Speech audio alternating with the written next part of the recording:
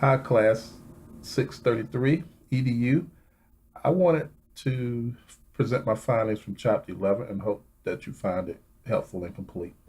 Chapter 11 discusses varied aspects of worked examples in the learning environment. It is important that it is research based and is done in a way that is efficient in keeping cognitive load low and meet the new needs of students involved in the learning process. Researchers extended guidelines on worked examples of problem solving and solutions to address the conundrum of students solving problems in any academic setting. The author stated that examples are the most powerful methods you can use to build new cognitive skills, and they are popular with learners. Learners often bypass verbal descriptions in favor of examples. In my reflections, there are two major areas of takeaway for me in this chapter. A discussion was made about the definition of modeling examples being a worked example in which a human provides a demonstration of how to complete a task, usually accompanied by a commentary. The first was the two types of modeling discussed. First being the cognitive models, which focus on skills of setting up a spreadsheet, and interpersonal skill models, which focus on social skills such as how to sell a new product. The difference between the two was the cognitive models, an instructor or a tutor demonstrates how he or she resolves a problem. The interpersonal skill model shows expert performance of a task involving social skills such as a teacher managing a classroom or a salesperson discussing some product feature with the client. The cognitive I found myself using in classroom instructions often, the interpersonal skill models when showing students how to complete the writing process for an augmentative essay would be a good example of that. In the ISD project, we'll be utilizing the interpersonal skills model as we show senior students how to utilize an iPad. My second takeaway from the chapter was mentioned by Swiller, 2004, proposed a borrowing and reorganizing principle of human learning. He suggests that the main path to building new knowledge in long term memory is through imitating others. In other words, to borrow knowledge that others have acquired and to reorganize it into workable knowledge in long term memory. There are five principles about worked examples was developed by Clark and Meyer in 2016 by the organization into five principles. The first principle faded the work examples to problems. Students will receive several examples where first they see the full activity to completion. The second example will require work on their part to complete. The next example will require more. The progression will continue until they have to work the activity on their own. The second promotes self examination. The student must be willing to dig deeper into the example to gain the understanding as opposed to surface knowledge. Thus, successful learning from work examples require psychological engagement.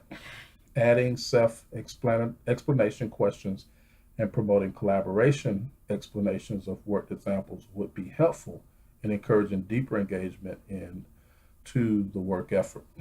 Principle three include instructional explanations of work examples in some situations. Explanations can help students effectively if they seek conceptual understanding. Explanations can help when there are no self explanation questions requiring the learner to respond. And explanations can help in instances of mathematics content problems. Principle four apply the multimedia principles to examples. Work examples are applied to examples using audio and text attached to some visual in a way that enhances the example for the learner. It is recommended that audio is avoided when students must refer to words at their own pace because it increases the cognitive load, which can be negative and work against students. If multimedia is long, then appropriate chunks should be meaningful in a way that draws the attention to the underlying principles. And principle five, support learning transfer. The purpose of your procedure teaching should be to help the learner gain near transfer. as it is called.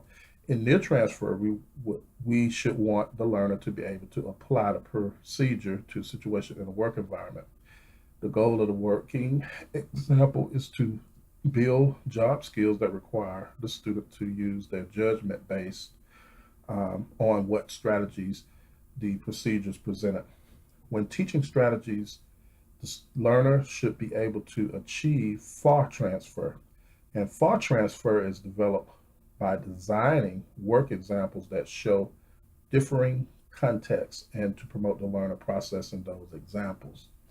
Instruction examples should satisfy meeting near term and far transfer. I'm sorry, near transfer and far transfer. The varying contexts of work example are important to far transfer learning. Um, as a reference to add to this, in my examination of other works, I found McGinn, Lang, and Booth, 2015, show through their research on how work examples paired with self-examination prompts show promise as being a new strategy to accelerate student understanding and success in math. The article mentions persistent misconceptions held over time by students. The discussion was made about how many groups of students showed gains when work examples were paired with self-explanatory explanation prompts to the point of improving the cognitive load on students. This seemed to remedy the effect of continued misconceptions students carried into more advanced math. Um, the chapter was very full in terms of talking about those five principles and the two types of cognitive load, which was very significant to the chapter. And thanks for your time. And goodbye.